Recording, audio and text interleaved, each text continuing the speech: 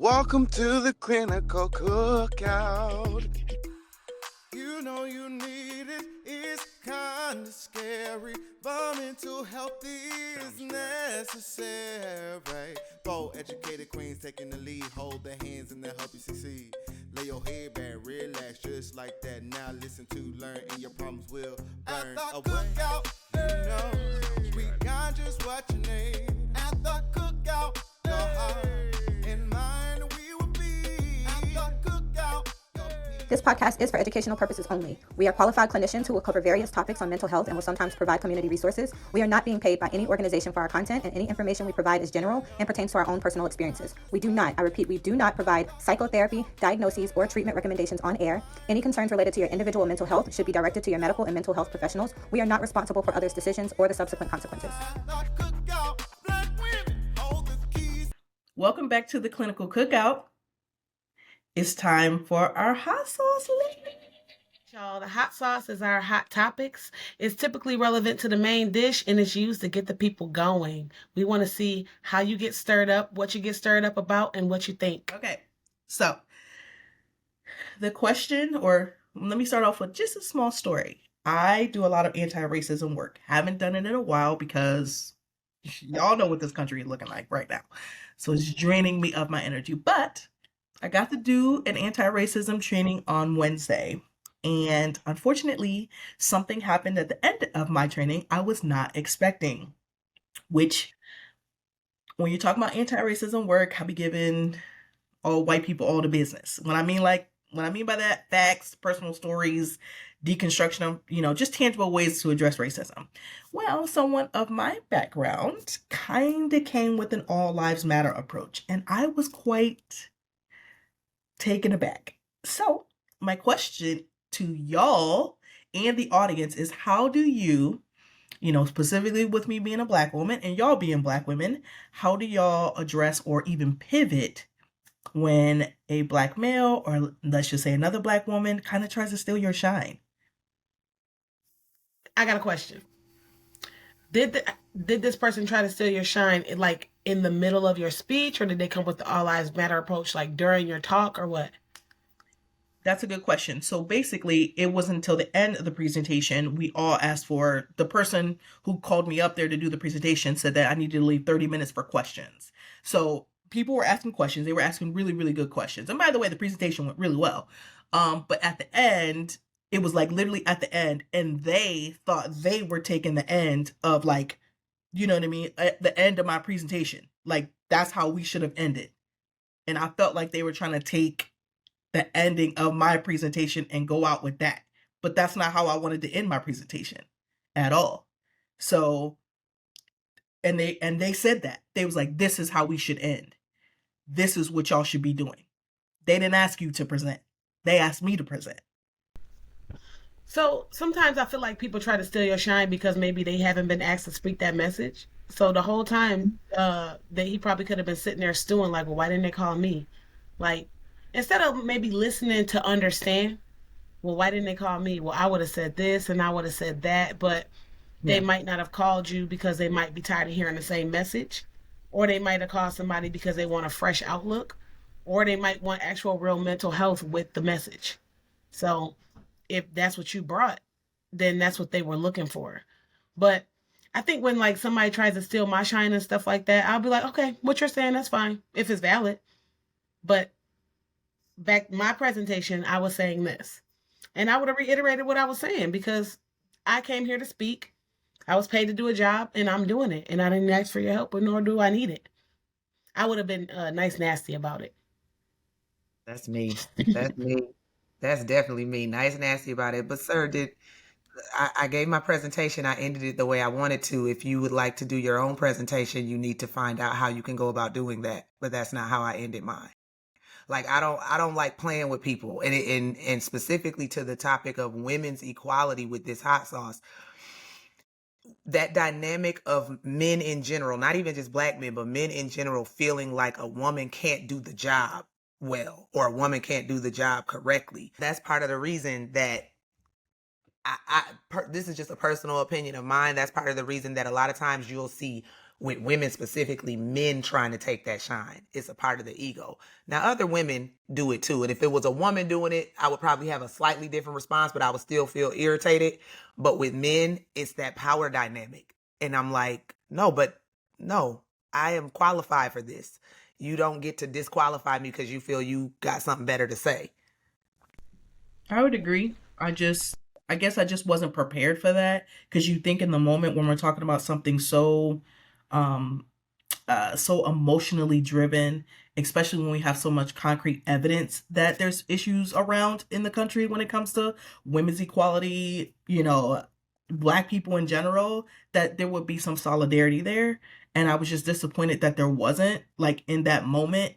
And so it's not fun. It wasn't fun. But for everybody in the audience, I did pivot. I wasn't unprofessional. I still completed my presentation. And there were people who really did like the presentation. So if anything, I can take from that even though that might have been a slightly off track, I got myself back on track and people loved the presentation. And I really hope that those people took away tangible things of how to deconstruct from racism. I know we always say listen to understand. And I do try to listen to understand, and I think that the audience was doing that, but maybe he was listening to respond. And that's probably why he came off like, I'm listening to everything she's saying. I already know all of this because we're talking about racism, right? Okay, so now I'm gonna respond the way. But I think sometimes when people respond, they respond from feel good places too.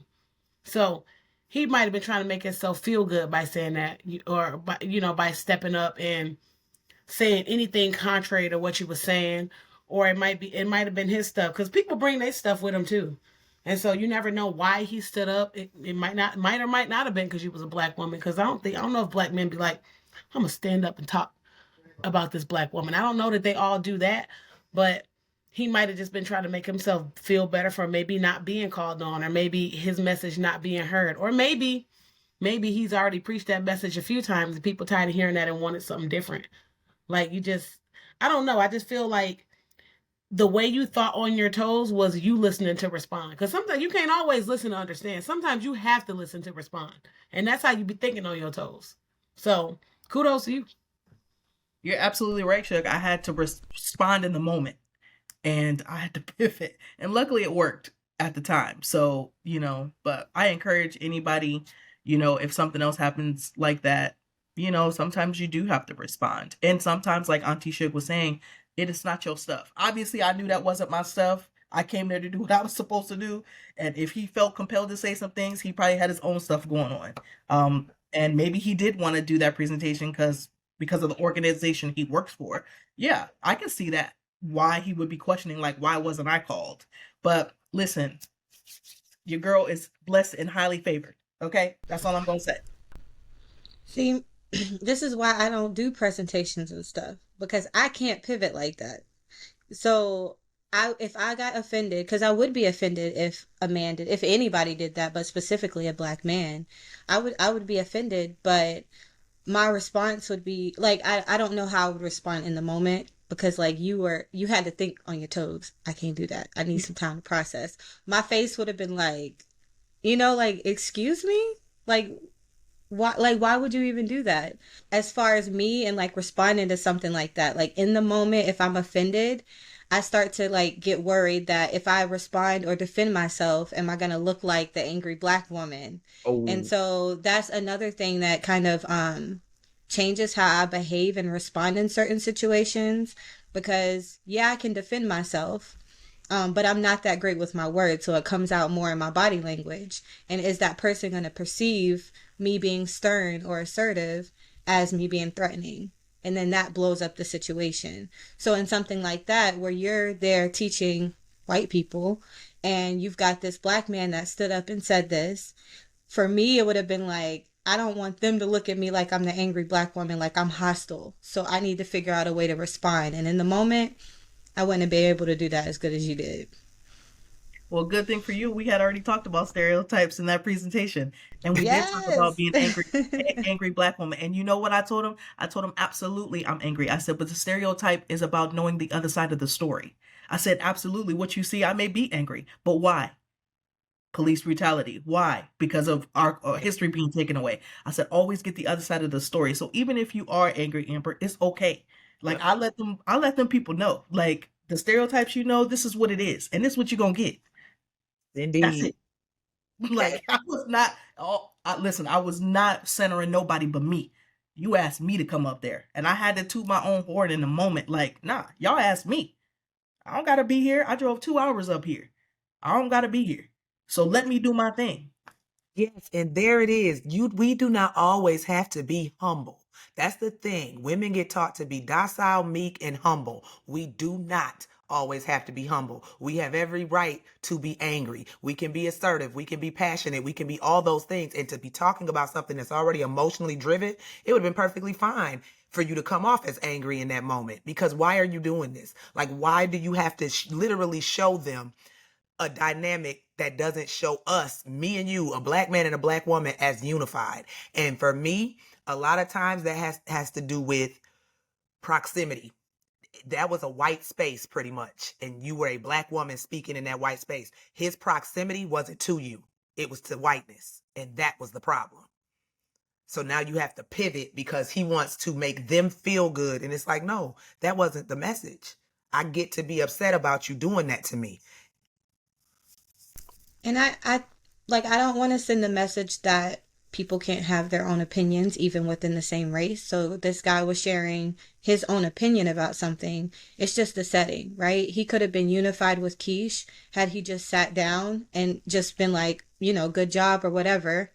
Because it's not so much about the content, but the fact that you've got a black woman in this space presenting this information, even if he didn't agree with the content of what she said, the presentation itself, good job. And then he could have taken that to church and said that to them people at another time. But it didn't need to be there when you've got a black woman who's essentially leading, and you just come and just tear that down. Yeah. It's just like parenting. Parents can disagree about something, but you put on a united front for them kids. We can disagree among ourselves, but you put on a united front with me here, and we can talk about the disagreement later. What I was gonna say was, it was gonna play kind of off of what Amber said, was that you can have your own opinion. You can pose a united front at the time, and even in that space, while it is making other people feel good, it didn't make you feel good at the time. But the way you handled it was so bossy, because we don't always have to get sassy. We don't always have to be disrespectful. We don't always have to look defensive. You're a clinician. So at a minimum, while you're human, while you're a black woman, you still don't have to wear the stereotype on your face either. What you did was pivot, because black women are also smart. Black women are not docile, and black women can think on their feet. And so I felt like you showed that. And congratulations to you for that, because that's the part of us that they don't see. So with that said, let's talk about women, women's equality, black women, all women. We love women. Burn away. We got just what you need. At the cookout, your heart and mind, we will be. So we talked a lot about women. We talked a lot about black women. Now we're going to get into some things that is going to make this palatable for y'all, because it's the main dish and we want y'all to eat. So first, let's talk about stereotypes of women and black women. Have y'all ever heard like that joke where they're like, why can't a woman be president? And they're like, because once a month, there will be like a war started or something like that. Like when a woman goes on her period, she'll be launching nukes and all types of stuff. You get angry, and we do pop off a little bit.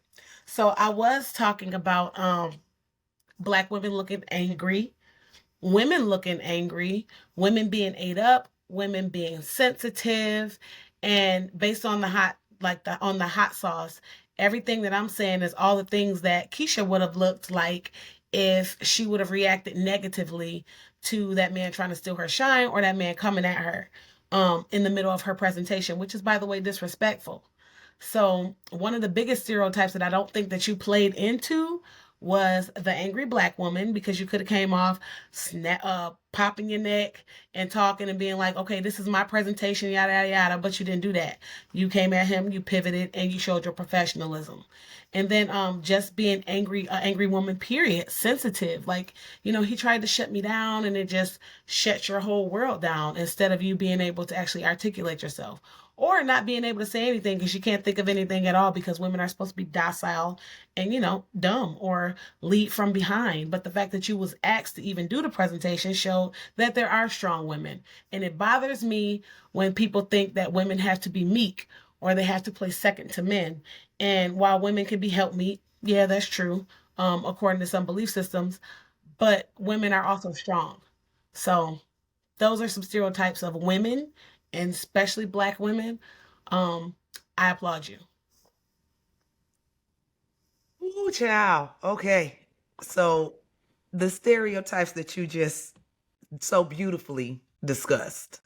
I have a problem with this. I have a problem specifically for black women, but women in general too, with the whole idea of we can't pop off, or you can't show up angry, or anger is an emotion first, and we are all allowed to show that emotion, period. So with us popping off, my thing is other people get to do that. So see, this is where equality comes into play among just black women and other women, because other women get to do that. I literally just watched a video not too long ago with Jane Elliott. Y'all know I love Jane Elliott. She's one of the white women that I actually love as far as her work in race matters. She pops clean off. If a black woman does that same thing, they get viewed differently. So there's no equality there, even between women of different backgrounds.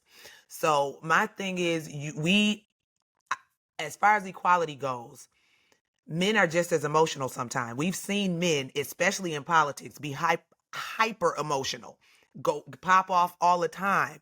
But women don't get to do that. And we always say, like the joke you said, I've heard that joke, a woman can't be president because she'll be on her period. I've seen some very sassy, very emotional men. So I just don't like that. We're human. We all get to be emotional at some point. We get to feel things. We have to balance our logic with our emotion, but we as women don't get that opportunity. We just get put in this box. I would say that I partially agree with that. And we don't get to be angry. So I tend to look at it from a different way when it comes to stereotypes, as far as like other sides of the story. Like, what's the reason behind someone's emotion? Why do they act this way? And then I explain why the person may engage in this type of emotion. So, but speaking of being angry, I have some history when it comes to specifically black women.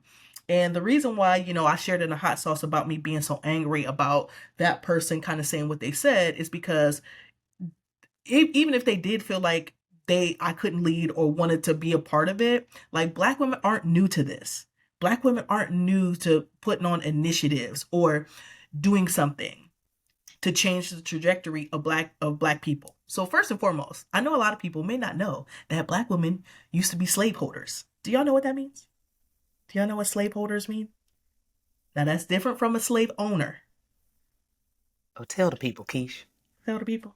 Tell So slaveholders had some access to state laws when it came to being slave owners. Like, they couldn't have access to all the laws, but they were able to have slaves underneath them. So black women were able to have slaves, but the reason why they had slaves was to get them, create the path to freedom for them. So they would enslave their own people so that way they can help them get to the path of freedom. So black women were doing that just so they wouldn't be under slave owners who had access to all the laws and they can do whatever they wanted to do to slaves. Like, black women, made one of the first black banks in 1903 in Virginia. We've been doing this. They also made the National Association of Colored Women back in 1896. Black women been on the front lines doing all these things to help us gain equality. So when I hear people get mad about the feminist movement, because I got into it with some, I didn't get into it, but I stated my opinion. But basically, I seen a whole bunch of people talking about how we, as in Black women, followed behind white women in this feminist movement, and I said, we've been doing this since the 1800s, since Maria Stewart, and a lot of people don't read research about us. So for me, I feel like there's another side of the story, and Black women has contributed so much to this country. And if you want to know, reading this book will help you get there. It kind of goes into a history of so much that we've done, and being angry is something that I feel like Black women don't get enough credit for, because every time we try to take a step, we get knocked back 10 steps. And nobody wants to basically see our contributions as equally to men when we put in just as much work. I'm so glad you said that. That argument about Black women following behind white women in feminism when it comes to women's equality is, I get angry anytime somebody says that. I'm like, we had our whole separate movement because we knew that we couldn't separate our womanhood from our Blackness. We can't. That intersectionality is crucial. So for us, when we talk about women's equality in general, I think people don't realize that historically, women's equality started out about women being equal to men in the workplace. It was about economics. It was about, if I do this job and you do this job, you don't need to get paid 10 times more than me. I'm doing the job too. And for white women, when it came to that feminist movement, and even going back to suffrage, for them, it was less about being equal on all playing fields. It wasn't about being equal on all playing fields. It literally was about economics and women wanting to work outside the home. Well, Black women had been working outside the home, so that wasn't even a fight. We had to fight. We had to work anyway. So when it comes to women's equality, it's very hard to keep it general to all women, because that would mean we would only have to focus on our gender, and we as Black women cannot do that. We can't. It's always been a different battle. When we talk about women's suffrage, I just like to say, I'm a member of the best sorority in the world. Sorry, Ashley. Delta Sigma Theta was an integral part of the women's suffrage. They got out there and marched, and we were disrespected as Black women back then. But you know what I do like, and it goes to popping off. I think that when we do pop off as Black women, I think that it should be with poise and grace and slaying these individuals, because that's one thing that we do. If you're talking about slaveholders literally getting the path to freedom, we had to hold our peace. We had to act a certain way to get the ball moving the way that we wanted to. And I like that that none of the message is lost in translation when we play our part, when we do what we're supposed to do, when we show our zeal.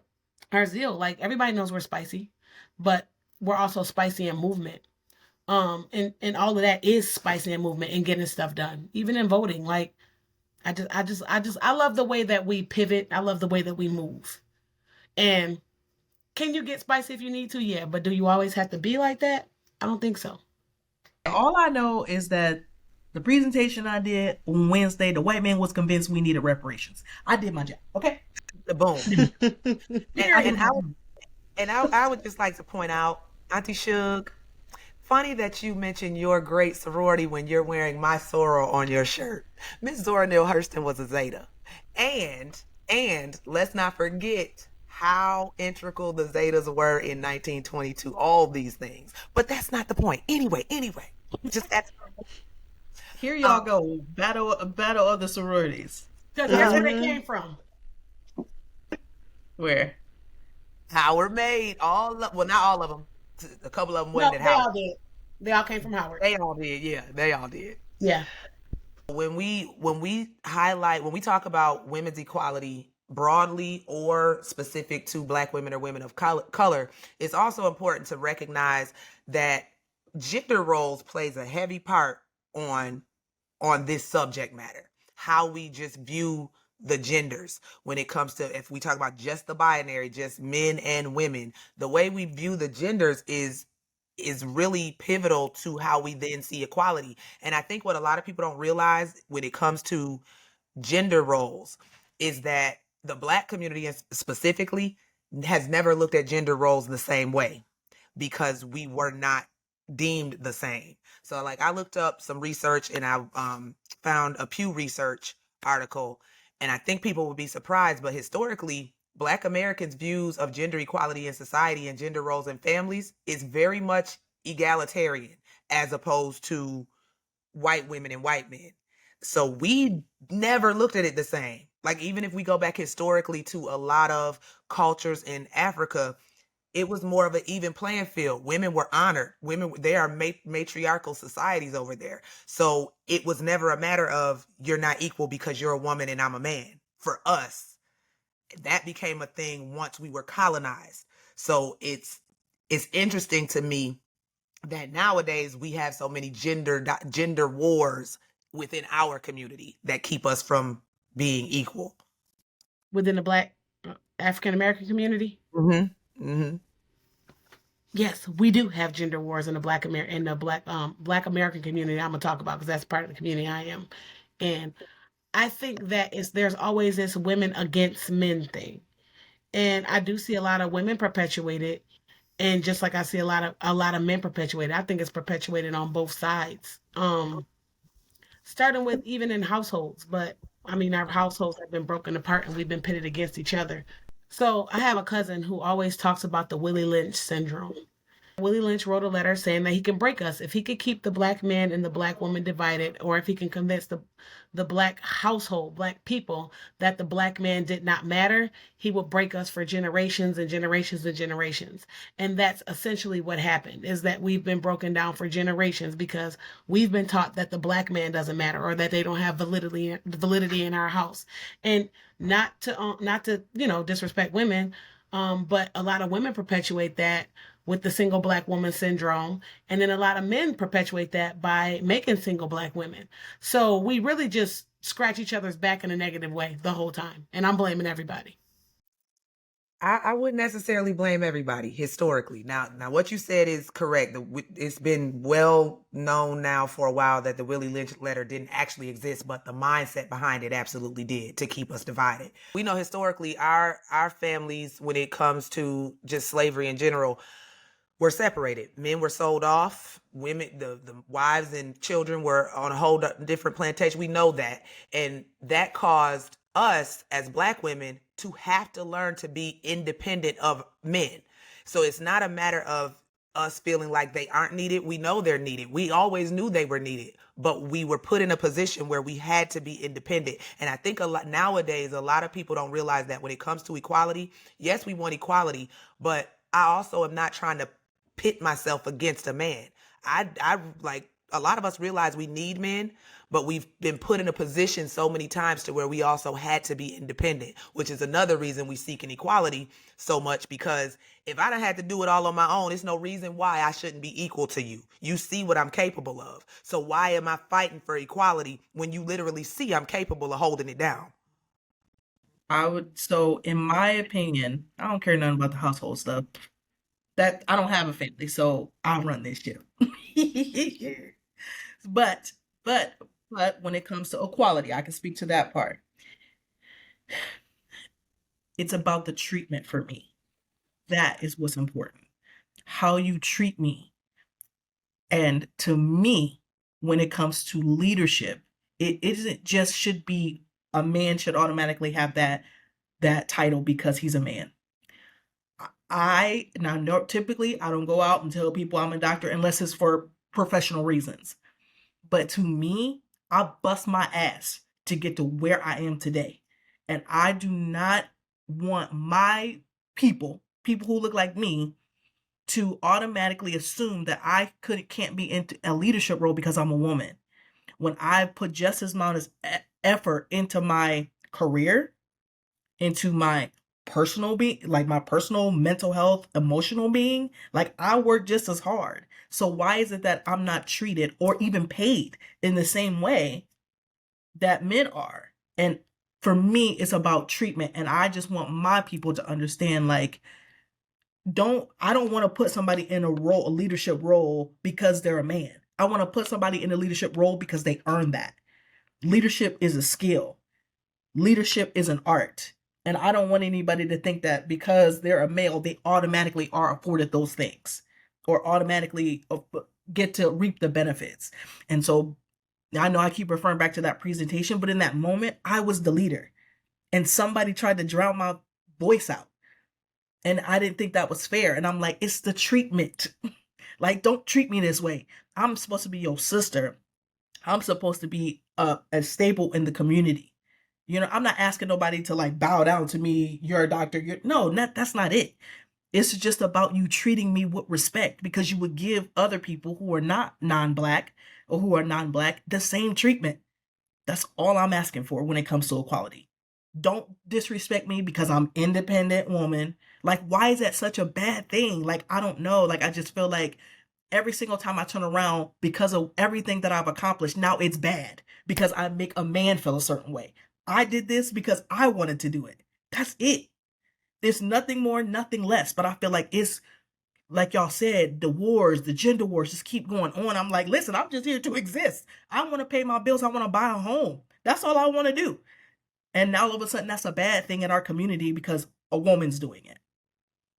I'm just concerned about the treatment. I just want my treatment. Just good treatment. That's all. I don't necessarily want to be equal to men on like all playing fields or all levels because it's just not possible. There is a reason why there are differences in genders. I mean, like biologically, physically. So there are some things physically that I probably wouldn't be able to be up to par with a man and wouldn't expect equality in that sense. But it also goes the other way. There are things that women can do or qualities that women have that men aren't necessarily great at or can't do that. But I do agree, like, as far as the employment field, career, like when you're putting in work, you're putting in the same work and the same amount of work as a man, you should absolutely be equal in that playing field. So I just wanted to throw that out because I don't want everything to be super equal because then it's not like, I guess when people think of equality, they think a woman and a man should be equal on every single, and that's just not how it is.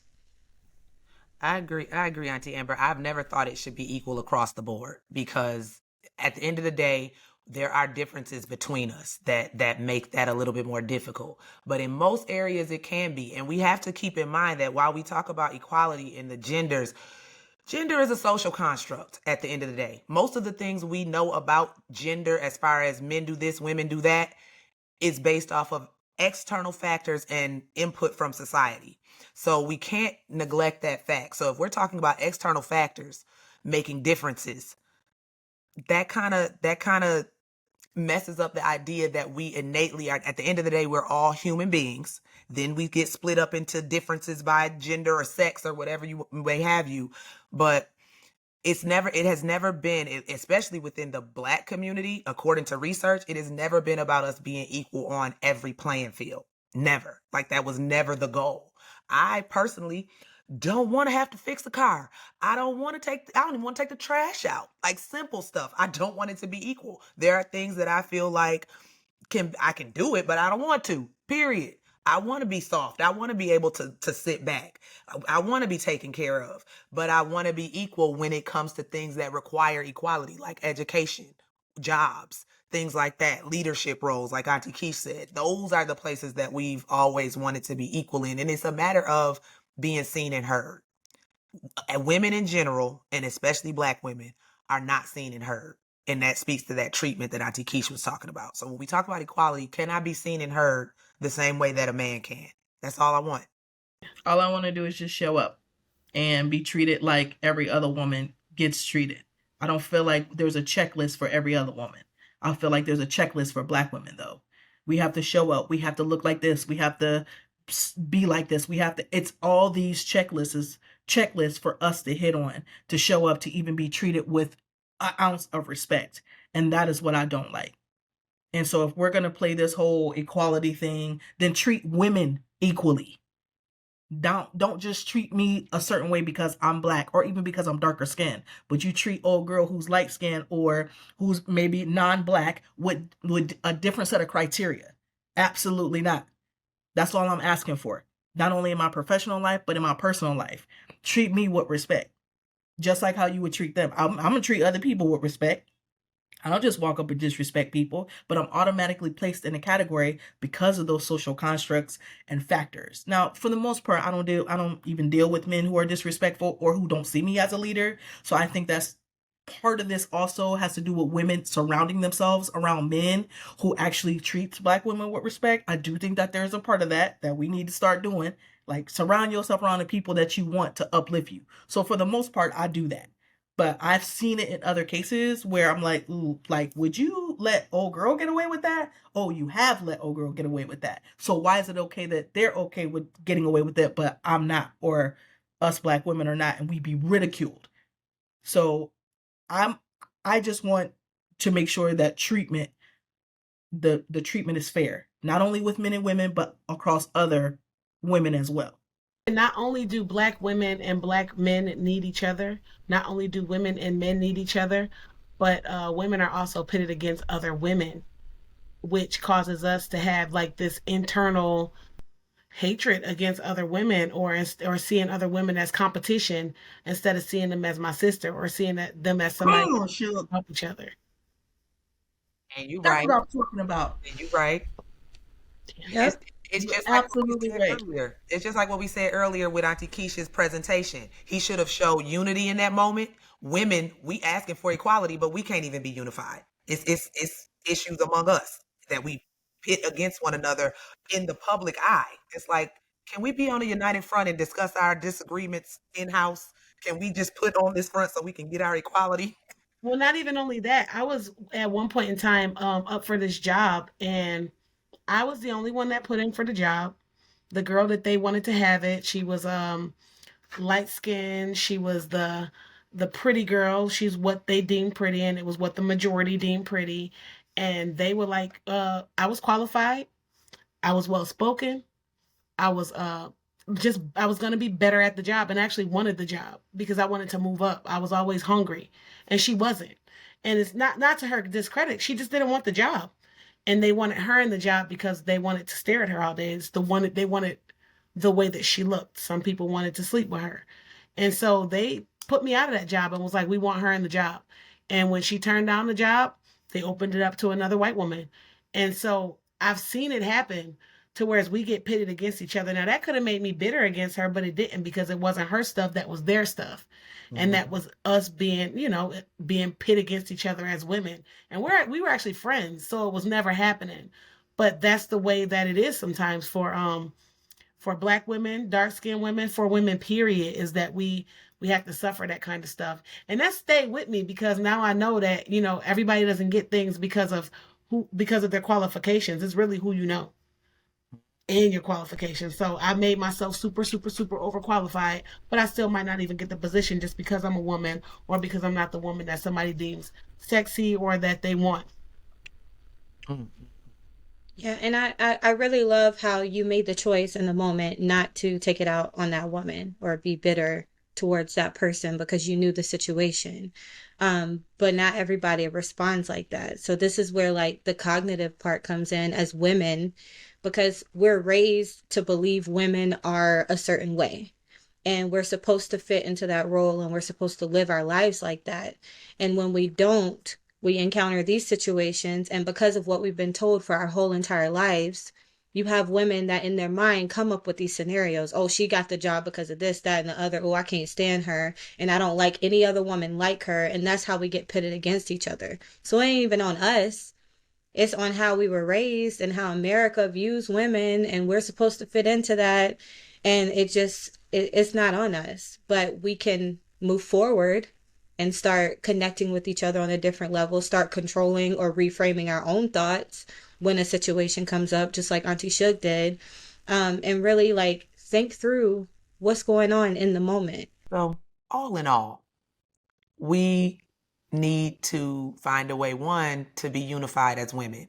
We want equality for us. We have to be unified. We can't let society, patriarchy, misogyny pit us against one another. It has to be a unified front. But also recognizing that for Black women in particular, we can't ignore that intersectionality. We have to we have to acknowledge that we can't separate our blackness from our womanhood. They are one, they are together. Overall, we just need to understand the forces that we are up against in society in general, and figure out a way to realize it's space for all of us. It's space for, like with Auntie Suge's situation, that's one of those situations where they make it seem like it's only room for one woman here. It's only room for one of y'all. So now y'all have to compete because we don't have to compete. There's room for all of us, and there can be room for all of us. And that's what it needs to be. So that's my takeaway. Do any of the other aunties have a takeaway? That's kind of, we just went into our foil, y'all. Because Amber capped it off, and we just went into the foil. So what's some takeaways that you ladies want to leave with the people? Show up. Show up anyway. Show up anyway. I know that there's a lot of things going around on the internet, gender wars, hierarchy between women. But if that don't concern you and you know you about your business, show up and get what's yours anyway. Because that's what I'm going to do. I'm going to show up and get what's mine anyway. I don't care what nobody talking about. I don't care what nobody say. Toot your own horn if you got to. Just because you're a woman does not mean that you cannot get all the things that you want in life. I ain't never let nothing hold me back. I don't never let nobody tell me what I can and can't do. I do what I want to do when I want to do it, and I feel like I made out well. So I encourage every woman out there, if you dreaming big, if you want to reach a goal, go do it. Get around the right people who want to elevate you, man or woman, and get what's yours. I'll say run the race against your damn self. I just get tired of people always trying to race against other people, always looking at what somebody else has, whether it's a man or a woman. What a man has nothing to do with me. What another woman has nothing to do with me. I was born and bred to be a leader and a winner. And I think a lot of us women were born and bred to be leaders and winners. But I think that when we pit ourselves against other people, or when we're looking at what she has or what she doesn't have or what I was supposed to be, then we look crazy instead of just doing some cognitive behavioral therapy on yourself, thinking through scenarios. How does this end? Is this my stuff? Am I jealous of this person? Am I supposed to be where this person is? Who am I racing against? And so I always say women should race against themselves, and that takes out all of the jealousy. It takes out all the hate, and it allows you to be unified with people. If I'm going to sit on a panel of 4 women, I can't be looking at any one of these women on this panel being like, well, why does she have this? Or why does she have that? Because it's going to dumb down our message.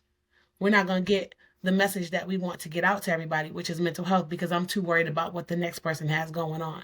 So I would say run your own race and be good at it. And so that way, whenever it's time, we can all stand up together and we can all be good at what we're doing together. And thank Black women. You got 4 Black women here giving you mental health awareness education. Thank a Black woman today. Empower Black women. I think that's what Keisha's trying to say, y'all. That's what she's saying.